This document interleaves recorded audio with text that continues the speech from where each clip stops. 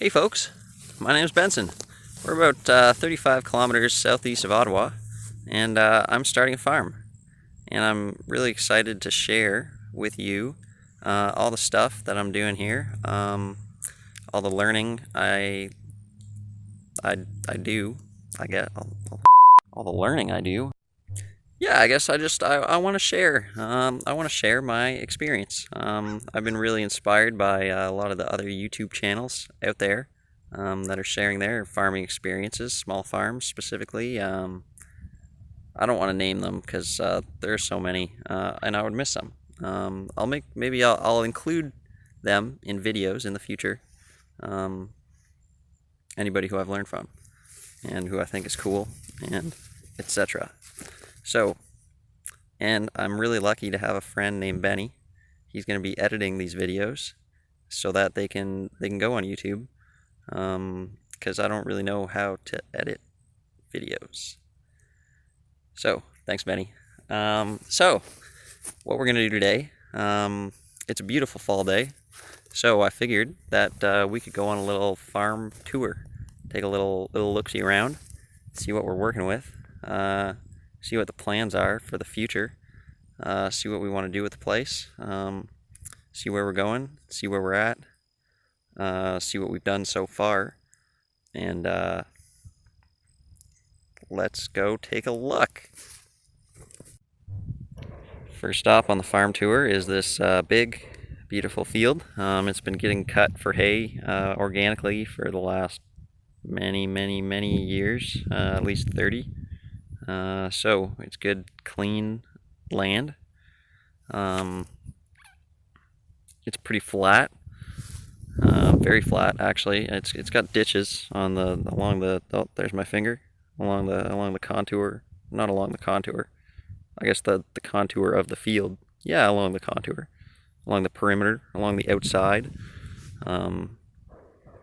And that's kind of interesting. This place, it used to be a dairy farm, actually.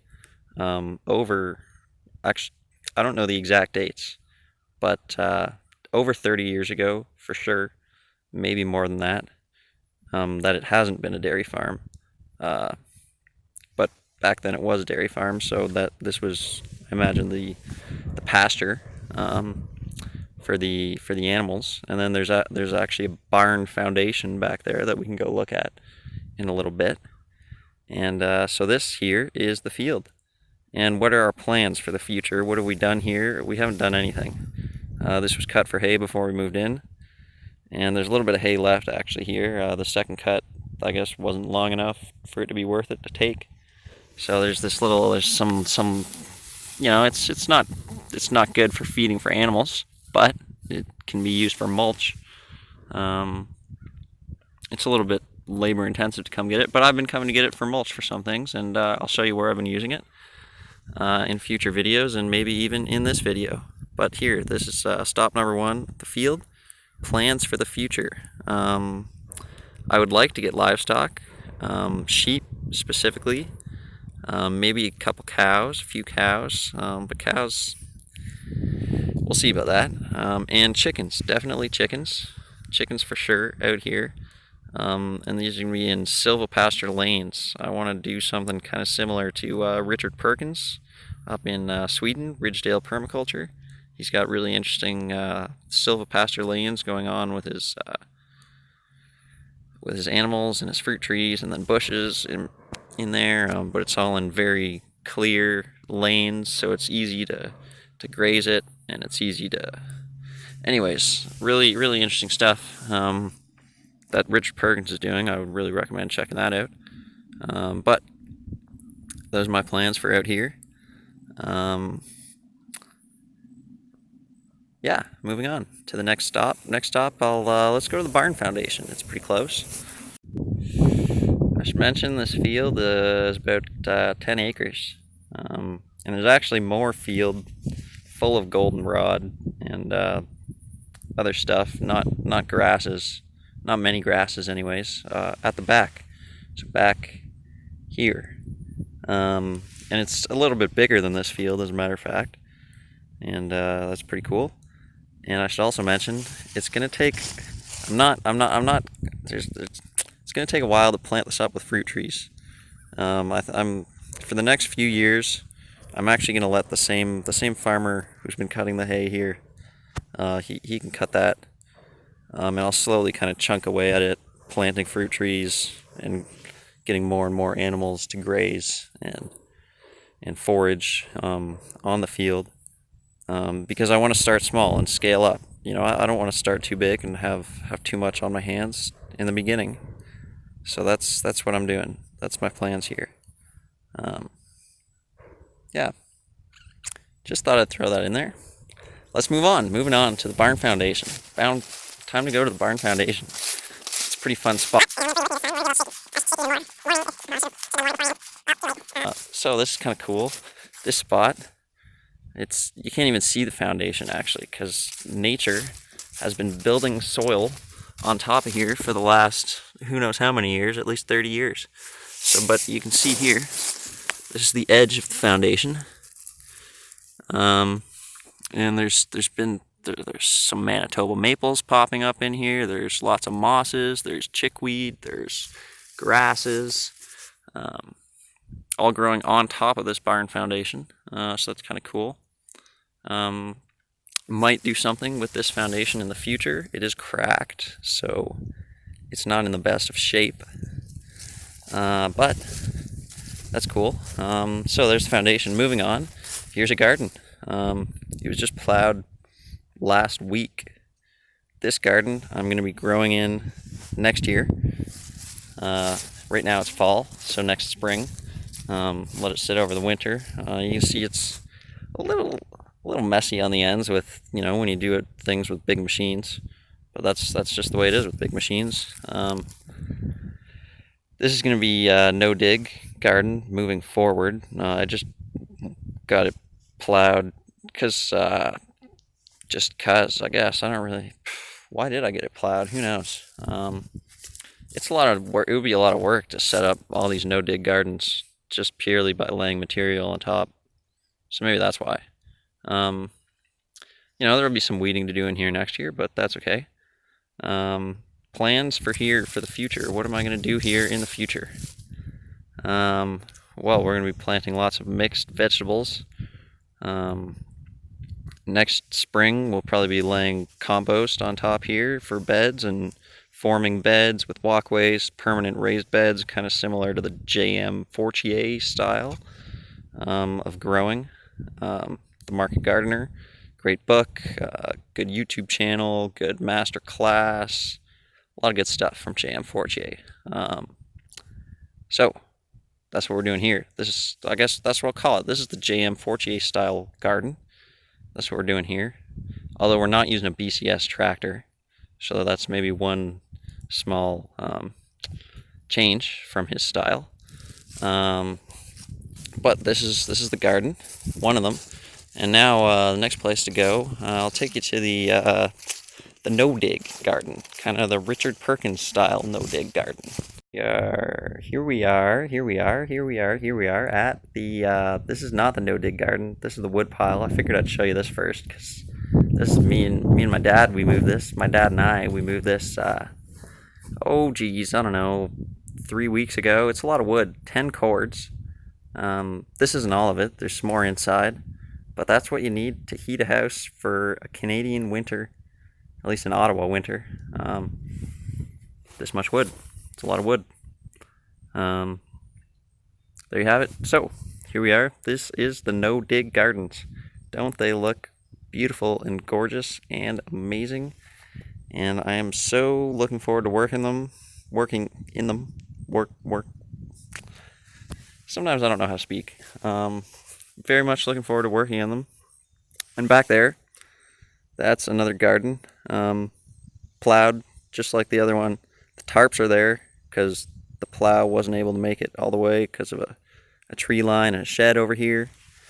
So the tarp's there just to kind of, you know, finish it off at the end there. And that's going to be another J.M. Fortier style garden. But this one is the no-dig Richard Perkins style garden. We just we laid some that cardboard paper there actually, And I gotta say, I was not a fan of using this cardboard paper. It rips really easily. It's not strong. It's thin. It's flimsy. Cardboard would probably have been better, or just nothing. Because I think the amount of material that went down will probably choke the grass out anyways. So anyways, we put the cardboard paper down, and then in the beds, we kept the compost, 8 inches of compost in the beds. This is actually a garden soil mix, so it's not pure compost, so that it's not a whole lot of nutrients going down on there. It's actually a mix of horse manure, mushroom compost, rotten horse manure, that is, not fresh stuff. Horse compost. Oh, okay. Let me restart that. Rotten horse manure, mushroom compost, about 20%, so 10% each of those for 20% total. And then 40% of topsoil, clean topsoil from native locations. And, nothing from any dirty, hazardous waste locations. And the other 40% is just peat, black peat. So that's what makes these garden beds. 8 inches of material on the beds, and then 8 inches of wood chips in the pathways. And the wood chips I got for free from some arborists. There's my wood chip pile over there, and the soil pile. And that's the No Dig Gardens. So there they are. I'm really excited to work in these. And right beside the No Dig Gardens, there's another kind of no dig style garden. This is the lasagna garden.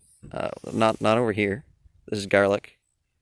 So so this is garlic planted over here. And there's gonna be a video coming out about that. We've planted rounds, garlic rounds, so that's kind of a different thing. And then garlic bulbs in each of these. So we'll have video coming out about that soon. And this spot is the lasagna garden, which we're going to pile down hay / straw. There's a little bit of straw in there too. Mostly hay. We got lots of hay from out in the field. That's what I'm using it for. So hay, and then a little bit of soil sprinkled on there to help the decomposition. And then some wood chips on top of that. And we're going to let that sit for a year and then plant this all up with nice perennial flowers. And then after the garlic comes out, this will just be a nice perennial flower spot. Because, this is kind of where the view from the house is. The house, I'll show you the house is right there. And then also the neighbors can see it too. So, I just figured it would be a nice thing to have a nice garden. Nice looking garden there. So, this is that spot. The No Dig Garden / other gardens garden spot. That was our stop on the tour. We can go look at this building a little bit. There's nothing really to look at though. It's an old horse stable. I'm not using it for anything right now. There's just some stuff left in here, and 2 stalls. I don't know. I might be able to use it for something, but one problem is the roof. I don't know if you can see that. The roof is leaking. So there might be we'll have to fix that before this can get used for anything.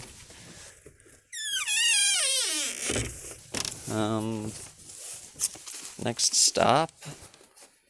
I don't know what the next stop's going to be, so I'm going to stop you and pick it up wherever the stop is. Now I'm just walking through the field on the way to the next stop in the tour, which is going to be my favorite place on the farm, the creek. But as I'm walking through the field here, I just realized I never really got in close and showed you what kind of species, what kind of grasses, what's growing in the field. We can look at the big overview and see what the field looks like. But I think it's important to zoom in close and see what's actually growing in the soil, because it gives us a good idea for what the quality of soil we're working with, and the quality of forage that might be available out here for animals. And so I'm going to turn around and zoom in on the forage, on the on the plants on the field, the plants in the field, and we're gonna take a look at that and see what we've got growing. Okay, so I'm just gonna zoom in on a little patch here, and it's starting to yellow up a little bit. I think probably because it got cut, and then it was dry for a little while, and it's kind of the end of the season. It's cold, whatnot. So that's why it doesn't. It's kind of yellowing and doesn't look the best.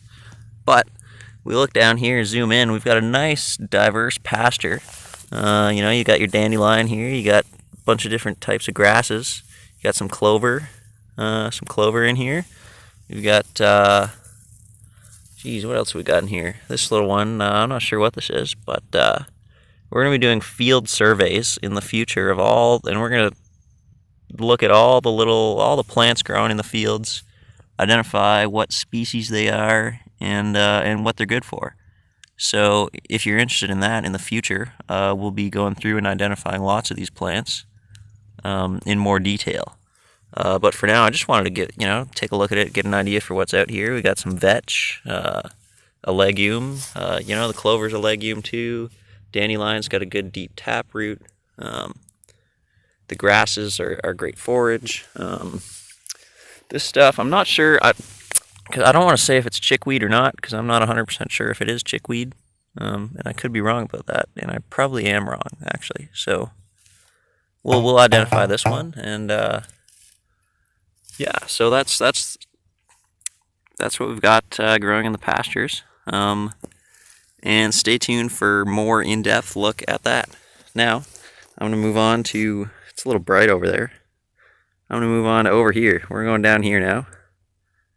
To the creek, which is my favorite place on the farm because it's really beautiful and just a really peaceful, nice place to go and hang out for a little bit. So, moving on to the creek, I'll see you there. Hey, well, we're not at the creek yet, but we're just at the edge of the where the nice field ends, and it kind of turns into more goldenrod and whatnot in the back. So I just wanted to show you that and so you get an idea for what it looks like. And I think it would be best. Here, I'll do it like this. Okay, so this is the field, the nice hay field that we were just looking at. Now behind me, I don't know if you might not catch it because of the light. Oh, it's not going to catch it. Well, let me turn around. Oh, you can kind of see it there. So there's lots of goldenrods growing back there. There's some shrubs. Lots of it. It's an early succession. Moving on towards wanting to become a forest again. But what we're going to try to do is bring it back to more of a silvopasture kind of a savanna type field back here. So that's the backfield. Now we're going to move on to the creek. So see you there. Hey, so here we are down at the creek. You can probably hear the sound of the water rushing over the beaver dam behind me there. We just had a good rain event yesterday. Good amount of rain came down, so the creek is actually the highest level that I've seen it since moving in. So we got a good amount of water last night. Now the creek is all fed by, this might be easier to turn around. It's all fed by across the way there. It's a conservation forest, so a big forest, one of the biggest ones close to Ottawa, actually, on the Ontario side, so that forest is what feeds this here creek. So the creek it runs all year long because it's fed by a good old forest. It doesn't dry out. Other than maybe in the worst drought. I haven't actually talked to the neighbors about that, so I haven't seen it dry out. I wouldn't imagine that it would dry out, but that's something to monitor for the future. See if it does dry out or not. So that's the creek, really nice. Across the way is the beautiful forest, and behind me here, that's the property there. That's the farm. And like I said, really one of my favorite places on the farm is to come down here, look at the creek. There's fish in there, so in the future we'll try fishing, see if we can catch some wild food straight from the creek, straight from the property, which is amazing. And I come down here, sometimes I see, there are muskrats swimming around in the water. There's nice birds down here all the time. Really a beautiful spot. So there isn't really much stuff in terms of farming that I'll be doing down here. I do want to plant up some maybe native perennial edibles. So things like in this area, especially for close to a stream bank like this, things like maybe a high bush cranberry or some mints, different kinds of mints. Those can take over, so you really want to make sure you're planting something native, so you don't have something invasive taking over. I don't know, maybe it's not that bad, as long as you got good, happy growth, right? As long as something's filling in its niche in the ecosystem. Does it matter if it's native or not? I don't know. Let me know what you think in the comments. I'd be interested in hearing your thoughts about that. Anyways, yeah, planting some maybe Apios americana, the Native American groundnut, also known as that, or it's got a lot of names. Hopness. It'd be nice along here. It's a perennial edible tuber. It's in the legume family, so it also fixes nitrogen, and it looks like we're reaching the end of the memory available on the phone. So I'm going to stop talking about that. All the learning I do. Another thing we might be making some videos about in the future is some food preparation. So we're inside in the kitchen at the farm now, and just took some beautiful sourdough potato bread loaves out of the oven, and they smell amazing. And I'm so looking forward to eating them. I love sourdough. It is delectable. And I love all kinds of food, tasty food, especially kind of real food, food from the earth, like sourdough, fermented food, raw food, any, it doesn't have to be raw. I like cooking it too. And any kind of, we're going to be sharing lots of food stuff. So if you like food, stay tuned for that. Okay, we're at the last stop here. I went inside because my dad, he just started mowing the lawn. So I hope you can hear me well. Last stop here, this is the tool shed. It was all filled with a whole bunch of junk when we moved in. There's even a little, well, it wasn't all junk, but mostly junk. Especially up in the rafters, and there's still some stuff left, but I kept this stuff because I might use it. Anyways, this is the tool shed. Got my tools kind of organized. This isn't the final space for all the tools, you might say. But I like having tools organized because then you don't lose them. If they have a spot where they can go back to, they just, when you're done using them, you put them back in the spot and you never lose them. It's super easy. Nice system to have, but you need a spot. So that's why Tool Shed has a spot for everything. And we got an earthway over here. We're going to be playing with that next year. Might get a Jang in the future too, but we're just starting out with the earthway. What else do we have? We got a big scoop because we live in Ottawa, Canada, and we get a lot of snow. And we have a long driveway. It's just out there. You probably can't see it because of the light, but there's a long driveway out there, and so we need a scoop. But mostly, actually, we're just gonna get our neighbor to help us because he has a tractor and he can. He can. Why do it by hand when you can do it with a tractor? Yeah, I think that's a good conclusion to the tour. There's the driveway, and there's a wood chip pile, and there you have it. I don't know what else to say. We've cut down a good amount of brush. We're gonna get this all chipped into wood chips too, because we like wood chips. Wood chips are good for the soil and good for pathways. I don't like mixing them into vegetable production beds though, because then you don't produce as much because they hog nitrogen from the soil. Anyways, wood chips are nice in certain situations. Let's put it that way. Maybe there'll be a video coming out about wood chips sometime soon. But thank you for joining me on the tour. I'm going to turn you around so I can say this, you know, face to face, eye to eye. Yeah, here we go. We're turning around. Thanks for joining me on the tour, folks. I really appreciate it. I hope you're excited about what some of the stuff we're doing. Maybe you're excited, maybe you're not. Maybe I didn't do a good job of getting people excited. Maybe I could be more excited myself, or maybe I could be less excited. I don't know. Who knows? Anyways, hope you enjoyed the tour. We'll have videos coming out soon about all this stuff and more. We'll be doing more stuff in the future. Through the winter, I'm going to be trying some microgreens and some mushrooms. So stay tuned for that kind of stuff. Next year, we're going to be doing lots of growing outdoors. And lots of no-dig stuff, lots of no-till stuff. Yeah, stay tuned. Maybe there'll be some chickens next year.